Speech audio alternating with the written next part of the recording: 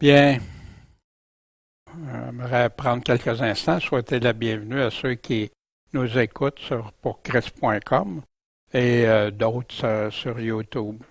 Merci de votre présence. Bien, aujourd'hui, on va poursuivre avec toujours le même sujet, comment lire et comprendre la Bible.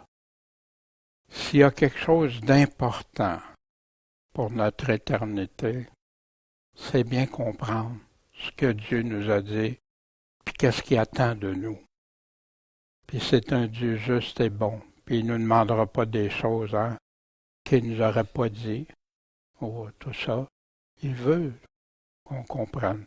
Il veut que tous en viennent à repentance et se convertissent à lui.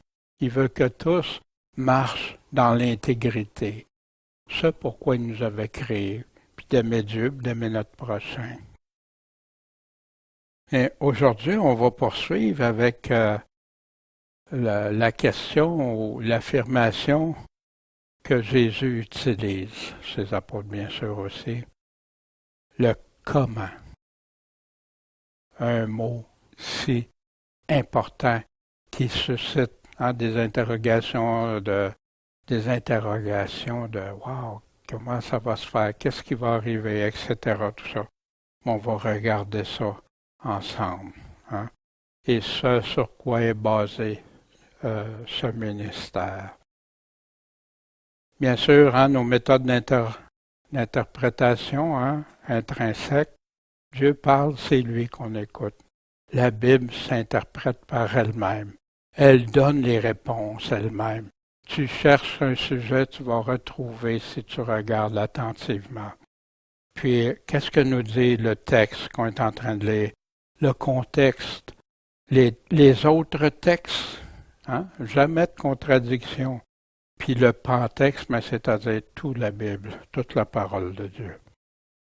Puis de toujours faire attention d'ajouter, ôter, mélanger, modifier le texte, adapter la parole à sa théorie, sa théologie. Puis bien sûr, quand on tombe dans la déduction, soyons très prudents de ne pas ajouter à ce que Dieu dit. Et la subjective qui bâtit sur des paroles, des opinions humaines au lieu de Dieu. Puis on a besoin d'avoir une fondation solide, qu'on soit bâti sur le roc qu'on chantait ce matin. Le fou a bâti sur le sable, mais le sage a bâti sur le roc. Puis pour la mettre en pratique, cette parole-là, il faut la comprendre. Et bien sûr, j'aime toujours replacer cette image dans le contexte du pourquoi on étudie la Bible comment. Cet homme Wycliffe qui a été un pilier pour la foi de tant de personnes. Puis on se souvient que toute parole qui sort de la bouche de Dieu, c'est celle-là qui nous nourrit spirituellement. Fait qu'on revient avec cette question clé, cette affirmation clé, des choses qui vont nous aider à comprendre, à bâtir sur une solide fondation. La semaine dernière, on avait vu le quand, à quel moment, quelle période. Est-ce que c'est dans la Nouvelle Alliance ou dans l'Ancienne Alliance? Il faut faire très attention quand on interprète. Est-ce que c'était pour autrefois, avant que Jésus-Christ meure, ou si c'est et ressuscite, ou si c'est après? Quand l'auteur a écrit ça, y avait-tu des us et coutumes du temps qui peuvent nous aider? C'est avant, pendant, après, puis on avait vu aussi le pourquoi. C'est quoi la raison, le motif, l'importance, l'auteur, la cause, l'explication? Qu'est-ce qui nous emmène à porter à réflexion? Puis, tout comme des versets isolés qui est devenu un danger pour les chrétiens d'isoler des versets, de les découper de leur contexte, ça ne peut jamais nous donner tout ce que Dieu dit, mais c'est subdiviser. La théologie fait ça beaucoup, de subdiviser des choses.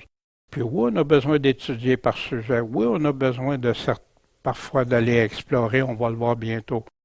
Mais c'est pas en découpant des versets puis en faisant un montage de bricolage qu'on va arriver à quelque chose.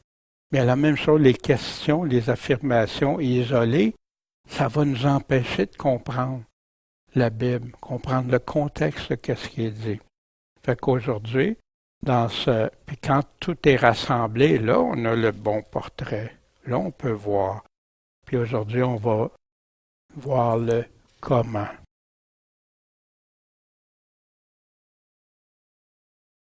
Le comment. Hein? On va dire tout simplement quelle manière, de quelle façon, quelle méthode. Ça nous appelle à la réflexion pour comprendre. Hey, papa, comment ça marche, ça? Hein? Ben, les apôtres ont posé souvent ça, la question à Jésus. Jésus a souvent posé la question comment, ou Jésus a souvent dit des affirmations. Voici comment. Et comment comprendre, nous? On vient de lire quelque chose, comment on comprend, comment on peut comprendre, comment on peut s'y prendre à faire des choses ou pas. On a plein d'exemples, comment. Comment Joseph a agi, comment Judas a agi, comment, puis nous, bon ou mauvais exemple. Comment mettre en pratique, comment pratiquer ça, la question majeure quand on apprend quelque chose de Dieu. Maintenant, Dieu, je sais que tu demandes ça. Je sais que c'est ta volonté. Maintenant, comment je vais le mettre en application? Ça prend un choix, une décision, puis de se confier en Dieu pour l'application de ça. Jésus qui disait, « Comment donc ne comprenez-vous pas? » Puis c'est des questions que Jésus a posées assez fréquemment dans le Nouveau Testament. L'utilisation du comment, ça indique la manière, la méthode ou la façon qui est exprimée, mais dans le contexte. Il ne faut pas la sortir du contexte. Il faut rester dans son contexte. En questionnement pour faire réfléchir, faire réaliser, trouver la manière. Hein, exemple comme Jésus ici, quand il parlait de David, comment il est entré dans la maison de Dieu, puis il a mangé les pains de proposition. Hein? Pourtant, ce n'était pas permis de manger ni à lui ni ceux qui étaient avec lui, mais seulement au sacrificateur. Mais pourquoi Jésus a posé cette question-là? Ou pourquoi il a affirmé? Comment? Pour faire réfléchir. Puis c'est là qu'on doit absolument aller voir le contexte. Pourquoi qu'il dit ça? Sans ça, je pourrais appliquer ça et dire, ben non, regarde, David, il a fait ce qu'il voulait. Fait que moi, je peux faire ce que je veux quand je veux. Voyez-vous le piège que ça pourrait être? Mais c'est pour ça qu'on doit se rester collé toujours au contexte. Hein, des questions, comment Judas a trahi Jésus? Comment Paul s'est converti? Puis à quel moment? C'est intéressant. Quand j'avais fait la recherche de ça, je dis, wow! Moi, je croyais que c'est quand il avait rencontré Jésus. Mais Paul l'explique, non, c'est 3 jours plus tard, sa conversion. Il a été toujours rencontré par le Seigneur. Comment j'ai compris ce que je viens de lire? Comment la parole le dit?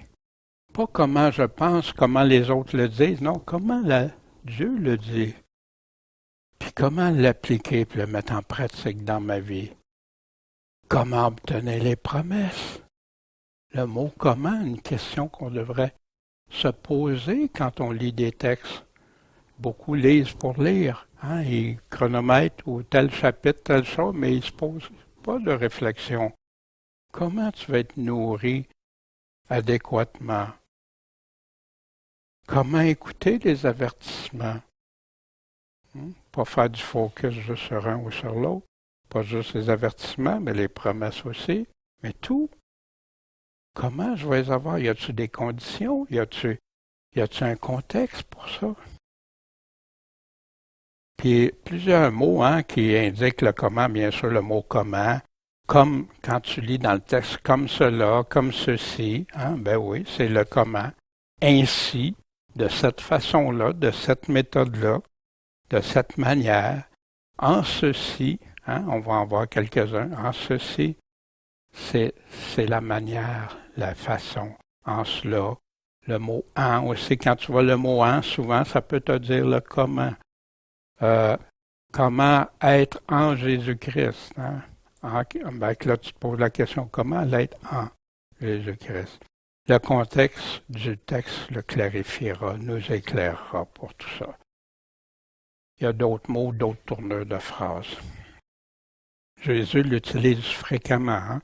Comment ne comprenez-vous pas que c'est pas au sujet du pain que j'ai dit de vous garder du levain des pharisiens et des sadducéens? Hein? Gardez-vous. Comment vous comprenez pas ça? Puis Jésus, qui est si bénissant, Jésus donne souvent la réponse après.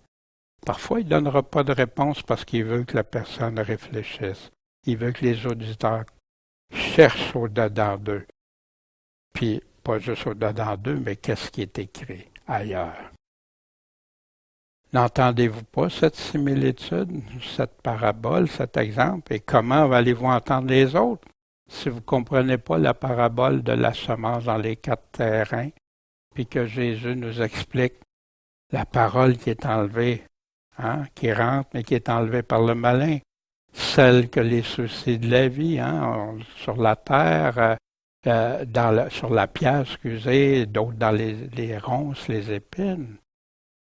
Mais dites-moi, laquelle est meilleure? Celle qui est ôtée, celle qui est étouffée, celle qui est enlevée, qui abandonne, ou celle de la bonne terre, qui rentre, qui porte du fruit? Il y en a juste une qui est bonne. Comment comprenons-nous pas ça? Comment on va comprendre les autres? C'est la question de Jésus. Soit qu'il dorme, ou qu'il se lève la nuit, le jour, la semence germe et croît, sans qu'il sache comment. Hein? Il y a plein de choses qu'on ne connaît pas, qu'on ne comprend pas. Même les scientifiques qui essayent souvent d'expliquer des affaires, ils finissent souvent par s'empêtrer dans leur théorie. Puis il dit, pourquoi avez-vous peur? Hein, le pourquoi, ici.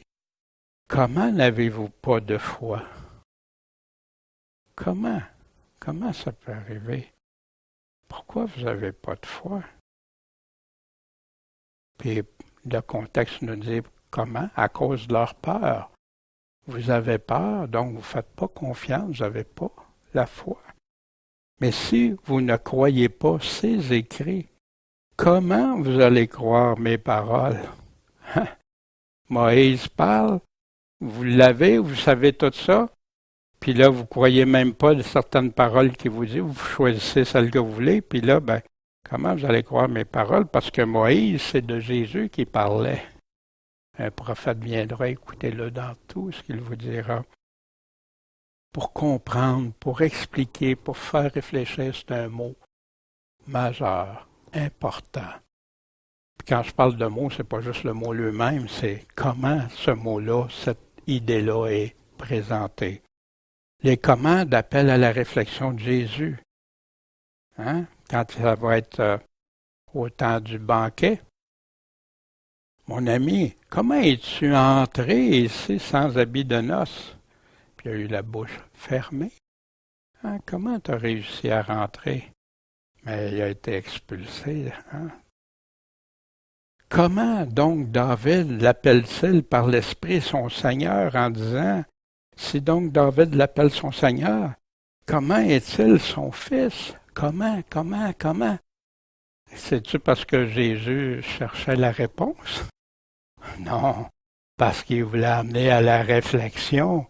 Wow, c'est vrai, c'est écrit ça. Hey, attends, ça mérite qu'on y réfléchisse, qu'on comprenne. Puis imaginez quand il parle ça aux grands théologiens du temps, tu sais, puis tout ça qui prétendait tout savoir, connaître, puis que Jésus leur pose des questions comme ça. Puis comme Jésus enseignait dans le temple, comment les scribes, les théologiens, ceux qui écrivent, disent-ils que le Christ est le fils de David? Encore là, pour amener à la réflexion. Jésus, en passant, condamnait les chefs religieux, mais ceux qui n'étaient pas selon Dieu, ceux qui étaient hypocrites, ceux qui étaient des personnes qui voulaient absolument conduire, mais qui étaient aveugles, des personnes qui ont pas été, qui parlaient au nom de Dieu, mais qui n'étaient pas selon Dieu. Comment est-il son fils dans Marc? Comment s'accompliraient les Écritures qui disent ça doit arriver comme ça? Ben, il y a tout un contexte à tout ça, mais le comment, ça c'est pour démontrer que Jésus amène à des réflexions par soit l'affirmation ou soit la question.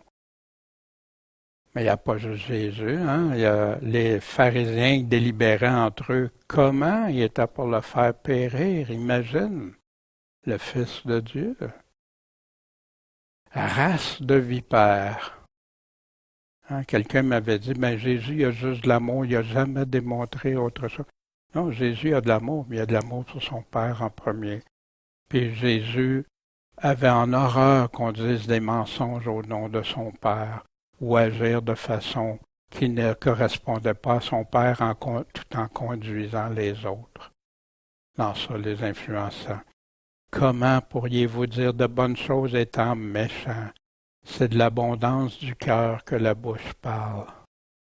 Quelle réflexion, Est-ce que l'abondance de mon cœur, est-ce que m'amène à quoi? Est-ce que je fais partie du méchant, des méchants, ou je fais partie des bons? Quelle est l'abondance de mon cœur? C'est du cœur que sortent les choses que Jésus nous dit. Comment peux-tu dire à ton frère, mon frère, endure que j'ôte la paille qui est dans ton œil, et toi, qui ne vois pas une poutre dans le tien? Hypocrite, qu'est-ce qu'il doit faire? Ôte premièrement la poutre de ton œil. Tu vas enlever quelque chose à quelqu'un, puis toi, tu as une poutre.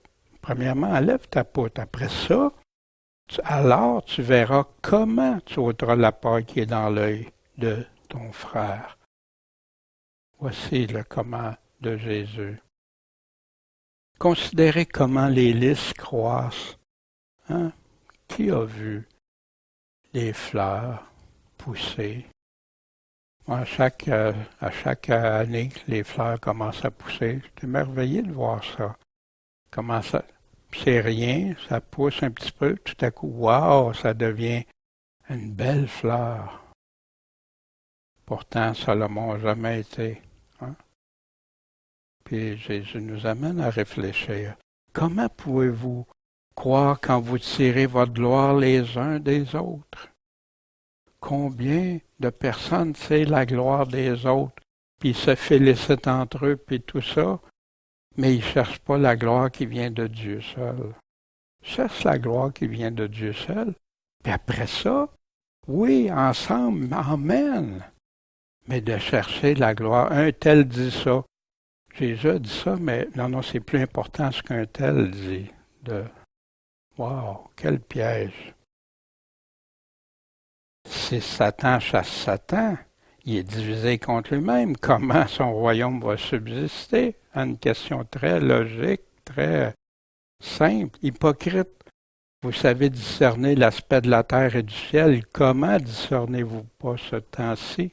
Qu'il disait aux chefs religieux du temps, qui ne discernaient pas. Mais ça peut s'appliquer à beaucoup de chrétiens aujourd'hui qui ne discernent pas où ça en est, qu'est-ce qui en est rendu. Voici le comment qui répond à d'autres sujets comme comment les entendons-nous, chacun dans la propre langue du pays où nous sommes nés.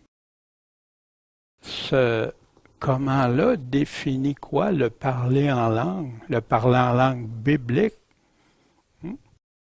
Et c'est comme ça, puis quand il y a eu du parler en langue, ça s'est répété, puis c'était des langues que les gens pouvaient comprendre.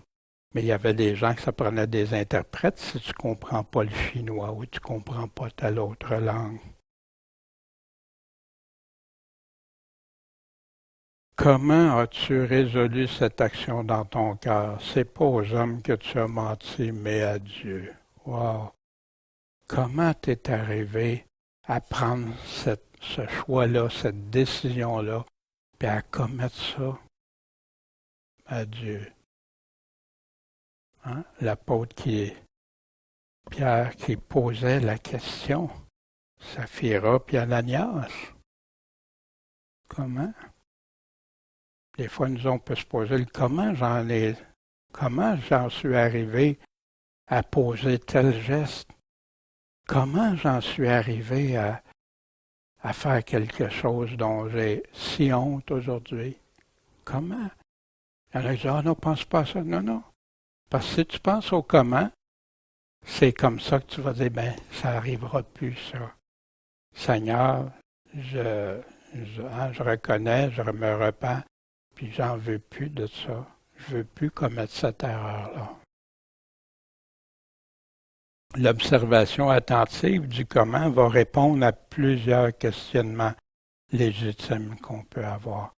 Mais parfois, on lit souvent le texte, on ne l'observe pas autant qu'on devrait.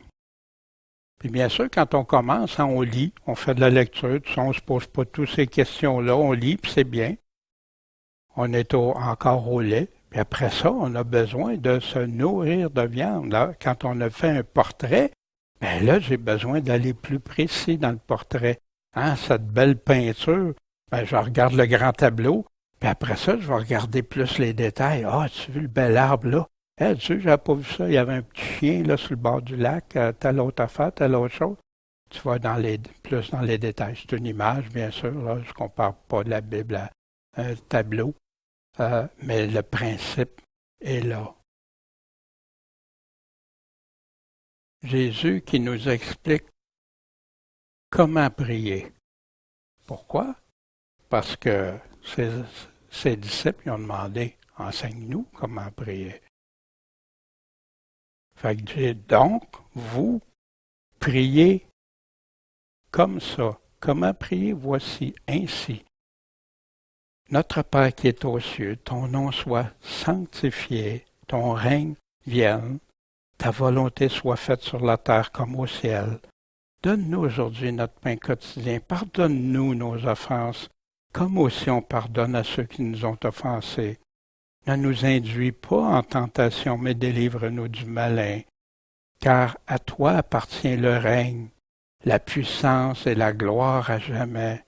Amen. Car si vous pardonnez aux hommes leurs offenses, votre Père céleste vous pardonnera aussi. Mais si vous ne pardonnez pas aux hommes leurs offenses, votre Père ne pardonnera pas non plus les vôtres. C'est associé à la prière. Comment prier Dieu? Mais on a des questions à se poser. On le lit premièrement, hein? On lit c'est quoi le sujet, le texte, le contexte, tout ça. Puis, après, on peut le relire en se posant les questions. Quand je le relis, Jésus me dit de prier de cette manière-là. Notre Père qui est aux cieux. Comment on s'adresse à Dieu? De quelle manière on va le faire? Que ton nom soit sanctifié. Sanctifié qui veut dire mis à part. Que ton règne vienne. Ta volonté soit faite sur la terre comme au ciel. Ben, comment je peux demander ça à Dieu si moi, je fais ma volonté au lieu de faire celle du Père? Vous voyez, le comment peut nous amener à des réflexions. Comment je peux dire ça si je suis pas prêt à être soumis à sa volonté, puis lui, je demande que ta volonté soit faite sur la terre. Voyez-vous, se poser des questions, c'est sain, c'est nécessaire. Comment son nom peut être sanctifié? Comment ça peut être fait? Dieu est saint, 3 fois saint. Mais là, il parle pas lui qui soit sanctifié. Mais moi, comment je peux sanctifier son nom? Comment les chrétiens peuvent sanctifier son nom? Le mettre à part, c'est Dieu, à part de tout. Il devrait l'être par nos vies, nos témoignages, notre façon d'être, parce qu'on est en son nom maintenant. Comment être pardonné aussi? Hein, je vais aller dans le texte, hein? votre Père vous pardonnera si vous pardonnez aux autres. Une condition que beaucoup passent par-dessus, malheureusement. Comment ne pas être induit en tentation, en épreuve? Ici, le mot tentation, quand on dit d'identifier, d'aller vérifier les mots, Dieu tente jamais personne. Mais la tentation, l'épreuve, comme Job a été mis en épreuve, tenté par le malin. Fait que là, il nous dit quoi? De délivre-nous du malin, mais délivre-nous, laisse-nous pas entre ses mains. Est-ce que vous croyez que Dieu peut le faire? Ben oui. Jésus a même prié pour Pierre, les disciples, puis il a prié pour nous aussi, justement.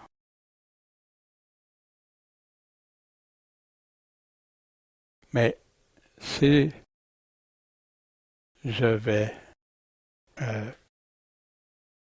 plus loin, si je médite, je réfléchis aux paroles, vous donc priez ainsi, notre Père qui est aux cieux. Mais j'ai une petite question à me poser avant. Notre Père. Comment être certain d'avoir Dieu comme mon Père, être son enfant? Je dois résoudre ça avant. Puis oui, Jésus nous le dit dans son évangile. Puis voici un des passages aussi qui nous parle de ça. Voici l'apôtre Jean, que personne vous séduise. Celui qui pratique la justice est juste comme lui-même est juste, Jésus-Christ. Celui qui commet le péché du diable, car le diable pêche dès le commencement. Or, le Fils de Dieu a paru pour détruire les œuvres du diable. Quiconque est né de Dieu, quiconque est enfant de Dieu, qu'est-ce qu'il fait? Ne commet pas le péché. Oups, hey, ça, ouais.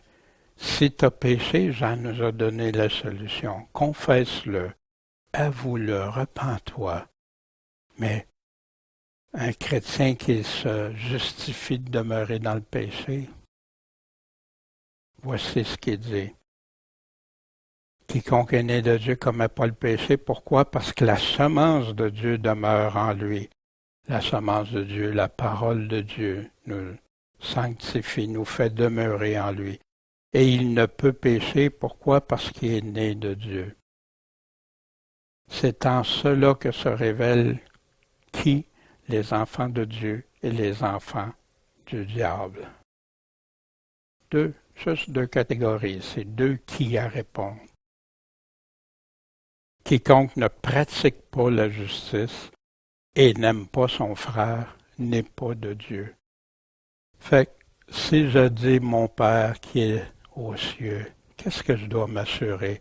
D'être né de nouveau, de connaître le Seigneur, puis de mettre en pratique sa justice, son royaume, sa justice. Puis là, c'est mon Père. Ça veut-tu dire que je chuterai jamais? Non. Parce que justement, le même apôtre, dans la même lettre, parle que oui, on peut chuter, mais il nous donne le moyen. Comment? Mais si tu continues à vivre dans le péché, est-ce que je peux l'appeler? Puis il nous dit que c'est comme ça qu'on va dévoiler.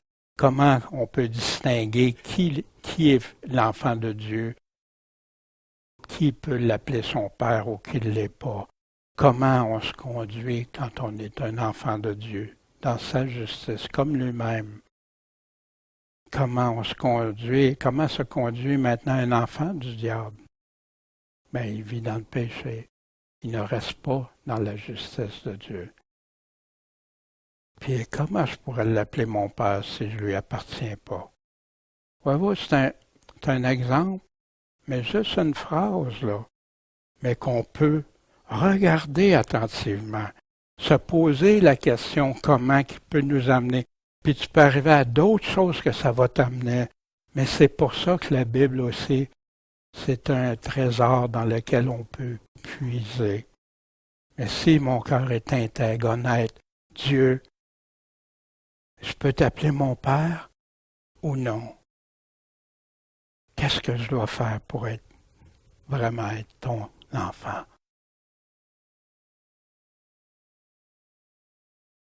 Quelques commandes de Paul, Est-ce qu'on pourrait vivre dans le péché? Nullement. Nous qui sommes morts au péché, comment on vivrait encore dans le péché? Hein? Fait que là, il y en a qui vont chercher d'autres textes de Paul, découpe des phrases pour dire oui, oui, regarde, Paul était pécheur, tout ça. Non, Paul est en train de donner des exemples. Puis il dit de plus vivre dans le péché. Si on vit ça encore selon la chair, on est ennemi de Dieu. Mais ça, il ne voit pas, c'est en découpant des choses. Mais non, on doit marcher comme lui-même a marché, être en lui, demeurer en lui. Car nous sommes sauvés. Comment on est sauvés? En espérance. Ici, on ne parle pas de la méthode d'être sauvé, mais la façon qu'on dit qu'on est sauvé, c'est en espérance, dans l'espoir. Dans cette espérance en parole de Dieu, dans cette espérance en croyant qu'il est, puis en croyant quand il parle, on l'écoute. Or, l'espérance de ce qu'on voit n'est plus espérance. En effet, comment on pourrait espérer ce qu'on voit déjà? Hein? Ben, c'est dans cette espérance-là. Lui qui n'a pas épargné, Dieu qui n'a pas épargné son propre Fils, mais qui l'a livré pour qui? Pour nous tous. Comment nous donnerait-il pas toutes choses avec lui? Dieu a tellement aimé le monde qu'il a donné ce qu'il y avait de plus précieux pour qu'on soit sauvés. Il veut que tous en soient sauvés, mais ce n'est pas tous qui vont être sauvés. Il y a des choix à faire. Comment on croit? Voici ce que Paul disait aux Romains au chapitre 10. Comment donc invoqueront-ils celui auquel ils n'ont pas cru? Et un mot-clé, croire ici. Comment croiront-ils en celui qui n'ont pas entendu parler?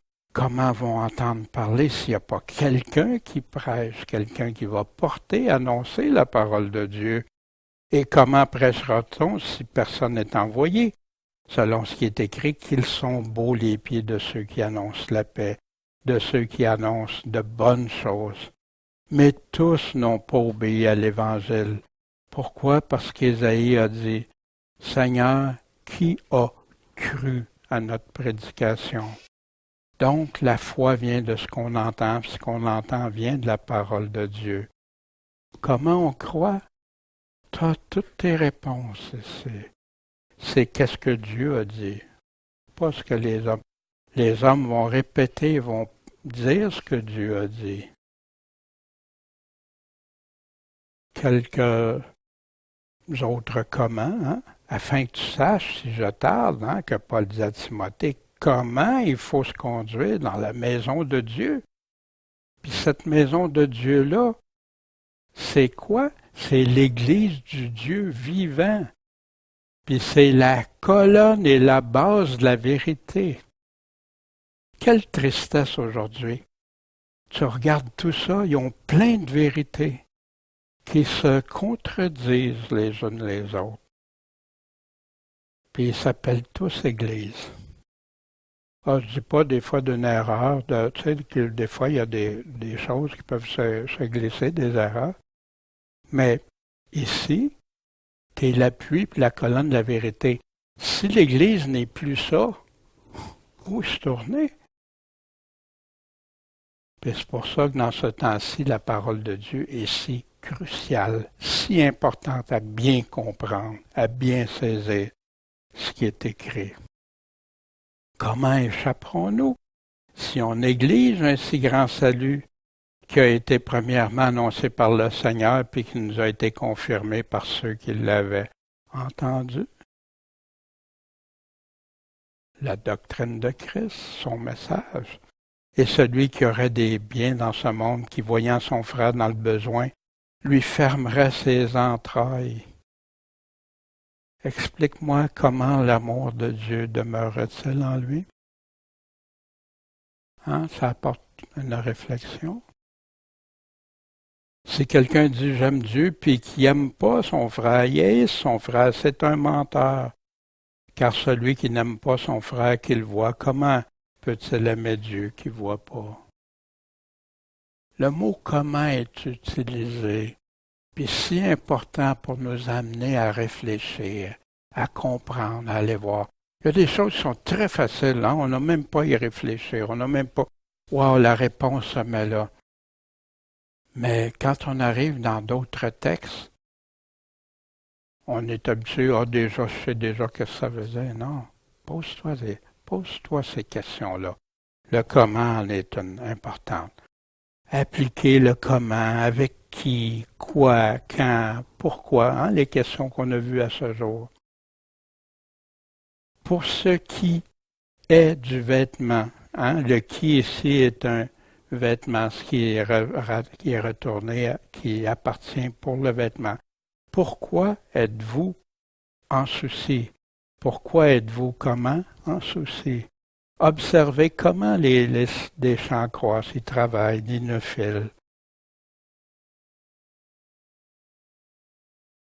Ou comment dis-tu à ton frère, permets que j'ôte cette paille de ton œil? Hein? Le comment, puis et voici le quand, une poutre, le quoi, et dans le tien, le où qu'on va voir. Oui, des petites questions, mais juste à faire ça dans ta Bible, puis l'écrire à quelques reprises, puis ça va être des questions qui vont te venir facilement. Tu n'es pas obligé de te poser toutes les questions à chaque fois, mais ça devient un réflexe. Je vous l'enseigne, je le dis souvent, hein? Voici comment, voici pourquoi, voici ici, voici de qui on parle. Ça devient, puis c'est ça qui nous fait regarder, observer, comprendre, mieux comprendre. Mais quand on vous les livrera, on avait vu ça, le quand, ne soyez pas en peine de dire ni comment vous allez parler. Inquiète-toi pas, l'Esprit Saint va être là. Vous parlerez car ce que vous aurez à dire, hein, le quoi, vous serez inspiré quand à l'heure même.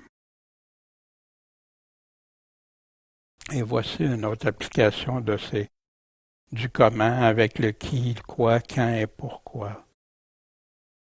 Philippe, étant accouru, entendit qu'il lisait, il est en train de lire le prophète Ésaïe. On se souvient, l'Esprit Saint a poussé Philippe à aller voir un Éthiopien qui est en train de lire, mais il ne comprenait pas. Il l'entendit qu'il est en train de lire le prophète Ésaïe. Il est en train de lire la Bible. Imaginez, ça vous arrive, vous marchez, puis vous entendez quelqu'un en train de lire la Bible. Hein? Je me souviens quand Noël avait eu son accident, puis quand je passais à côté de son pick-up, j'entendais des chants chrétiens jouer. Puis le camion était à l'envers, tu sais, puis la musique continuait. Ben, hein? Ah, ça te fait réfléchir. Hey, c'est qui? Tu sais, c'est quelqu'un qui connaît Dieu, quelqu'un qui cherche Dieu. Fait qu'il lui dit, est-ce que tu comprends bien ce que tu es en train de lire? Fait que voici la réponse. Comment pourrais-je le faire? Comment pourrais-je comprendre de la bonne façon si quelqu'un ne me guide? Et c'est ça un enseignant. Un enseignant va guider, va enseigner l'enseignement qui est déjà là. Pas d'autres enseignements. On a tous nos enseignements qu'on a besoin dans le Nouveau Testament. Et voici. Fait que là, il a monté avec lui, puis il est en train de lire le passage justement dans Ésaïe, qu'il a été mené à la tuerie comme une brebis et comme un agneau muet devant celui qui le tombe, puis, etc. Hein, il est en train de parler justement du passage qui parle de Jésus-Christ à sa mort, puis qu'est-ce qui est arrivé.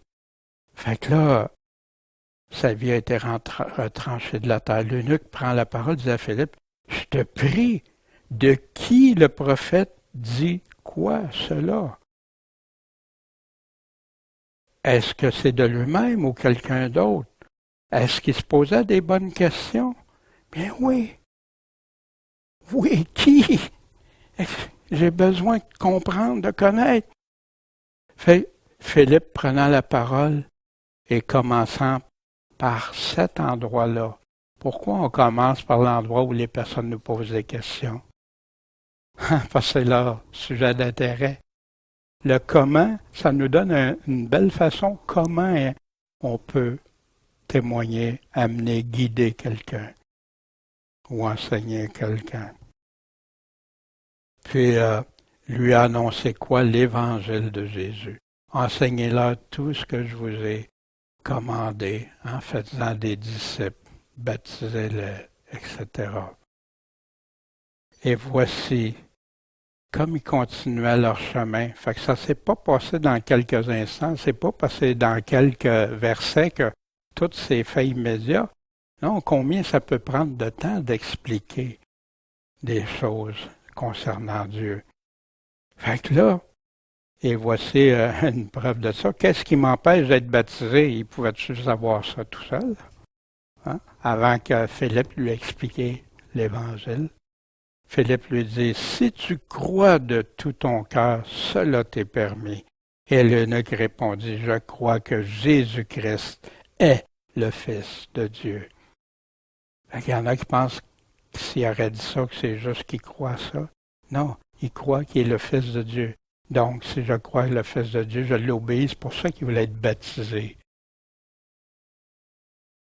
Fait qu'ils ont arrêté, puis il a été baptisé. Puis l'eunuque, quand Philippe a été enlevé par l'Esprit du Seigneur, il a continué son chemin comment? Plein de joie. Vous rappelez-vous quand vous avez appris, compris l'Évangile? La joie. Puis, ça, dans le comment, c'est une autre question. Comment ils ont vécu ça, ces personnes-là? Comment ça s'est passé pour eux peut m'aider, moi aussi, peut me placer comme des questions des fois. Comment ça va être dans le ciel? Je n'ai pas toutes les réponses, mais j'ai des réponses. Jésus en a donné un peu, puis en a donné beaucoup, où? Dans l'Apocalypse, qui donne plus de détails. Ça veut dire que je vais connaître tout? Non, mais suffisamment pour désirer, vouloir être avec Dieu dans son endroit. Dans l'application des questions clés, c'est l'auteur qui détermine la signification, pas le lecteur ni le théologien. Le lecteur puis le théologien peut prendre ce que l'auteur a déterminé, puis bâtir sur ça, croire ce qui est écrit, croire ce qui est dit. Mais dès que ça s'en va ailleurs, qui aura raison? Le lecteur doit laisser l'auteur déterminer le qui, le quoi. On avait déjà examiné différentes choses dans la Bible. Hein? C'est le blé et l'ivraie, exemple, en une des paraboles. Hein? Puis c'est quoi? C'est-tu l'Église ou le monde? Jésus il dit c'est le monde.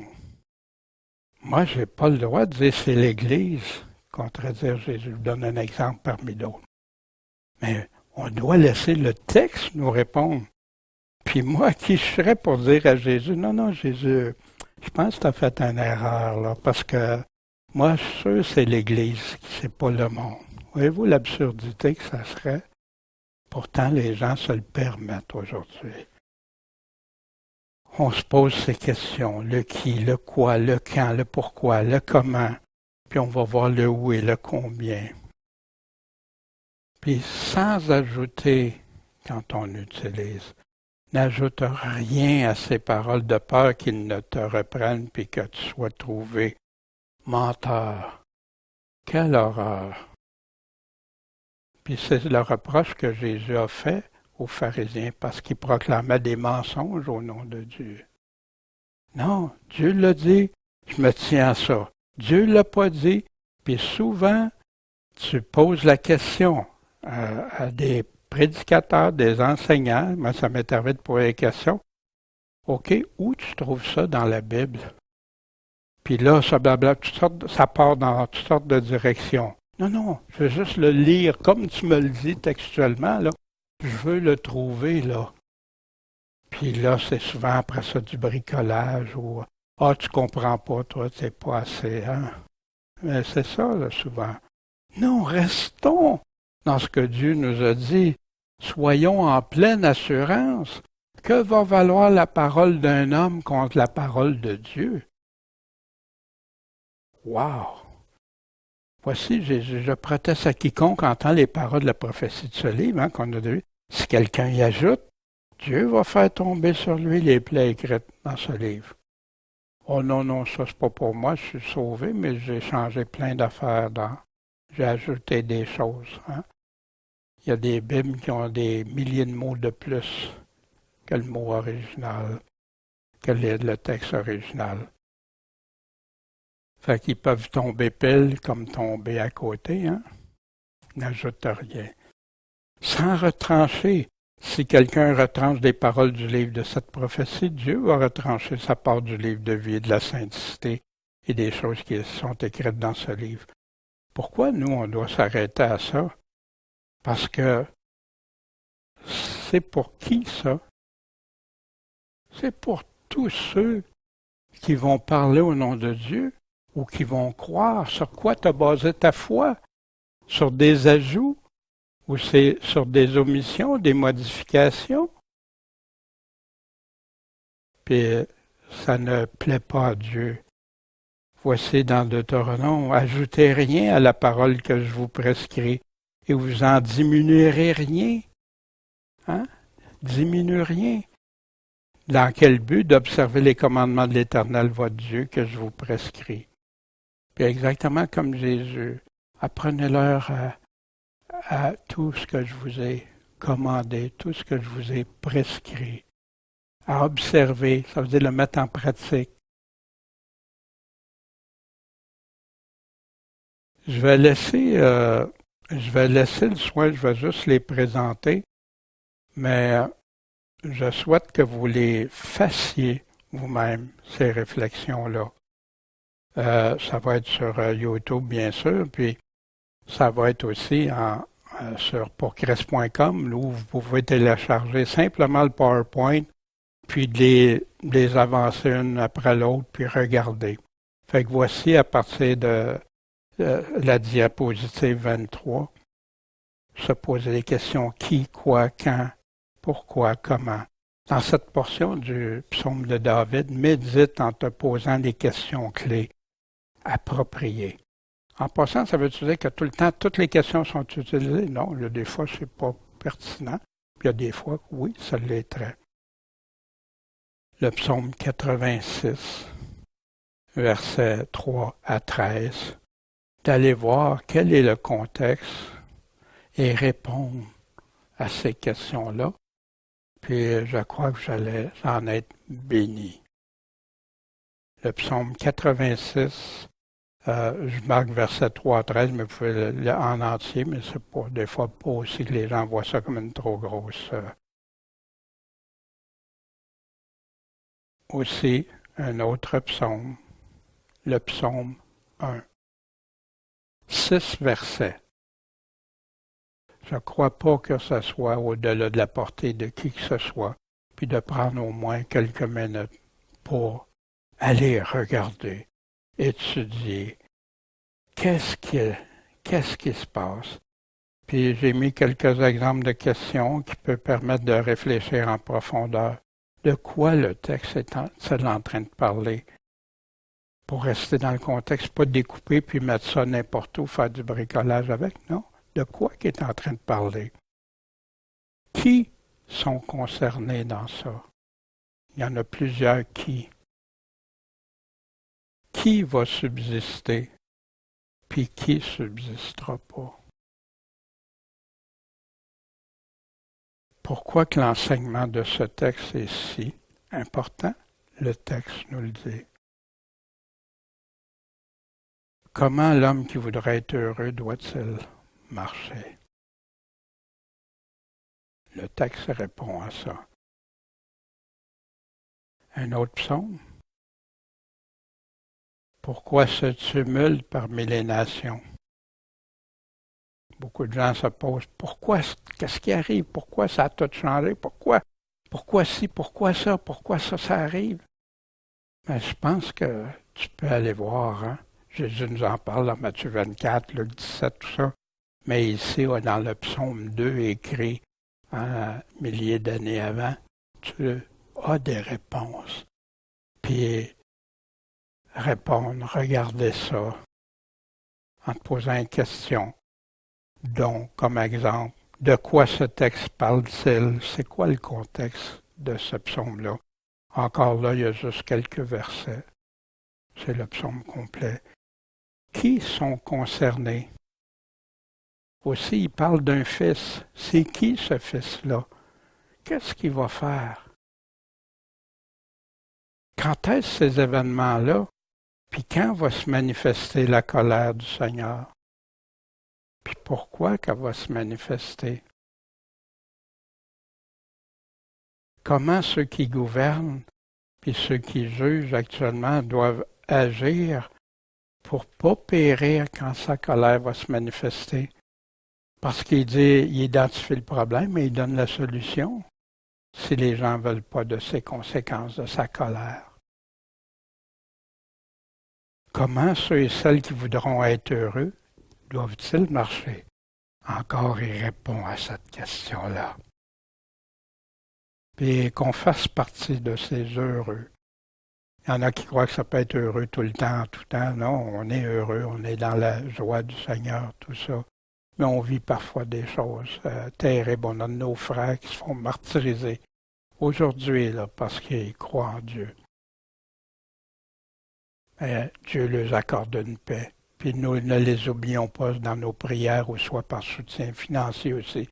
Il y a des organisations comme Open Doors et d'autres qui peuvent les aider. Mais voici, Seigneur, tu nous as dit d'avance qu'est-ce qui arriverait, qu'est-ce qui en serait. Puis la question la plus importante pour nous, moi, dans quelle catégorie je me retrouverais dans ça? Puis comment m'assurer que je suis dans la bonne catégorie? Hein? J'ai mis d'autres aussi dans le comment du Notre Père, ceux qui veulent aller avec des passages parallèles, d'autres passages qui nous expliquent comment être sûr qu'on est son enfant. Le principe essentiel pour comprendre l'Évangile, on a des outils. On voit les questions, c'est des outils. Il n'y a pas seulement que ça, on va en voir d'autres. Mais qu'est-ce qui est bien important, avant de conclure, avant de dire c'est ça que la Bible dit, puis présenter ça avec assurance, fais le tour des paroles de Dieu. Sois affermi dans ses paroles. Puis après, tu peux arriver. Puis, comme ici, hein, cette image que j'ai utilisée souvent, pourquoi qu'un dit non, non, c'est un carré, non, c'est rond, non, c'est un triangle. Parce qu'ils regardent ça sous des angles, mais ils ne font pas le tour. Ils ne vont pas voir tout ce que la parole dit. Ils restent sur leur position. Fait que ça, moi j'ai telle interprétation, moi c'est rond, non c'est carré, non, non. Avant, regarde ce que l'ensemble. Puis là, tout à coup, ben regardons ça, c'est même pas l'objet que je pensais que c'était. Après, on peut conclure. Après avoir lu, après avoir regardé, examiné, réfléchi. Vous savez, les gens sont habitués à jouer vite, vite, vite, toute presse. Tu peux faire ça pour ton âme. Tu peux passer à quelque chose, à côté de quelque chose de très important pour ton éternité. Que ce soit au niveau même pour les récompenses, ou au niveau même du salut de ton âme. Fait que voici, je vous encourage tous à prendre ça au sérieux. À investir, ça va être les moments les plus importants dans votre vie. Le temps qu'on respire, là, on ne sait pas combien de temps. Mais l'éternité, elle est là. Elle nous attend.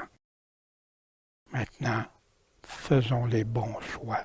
Investissons au bon endroit pour que notre trésor soit réservé dans les cieux, puis des beaux trésors.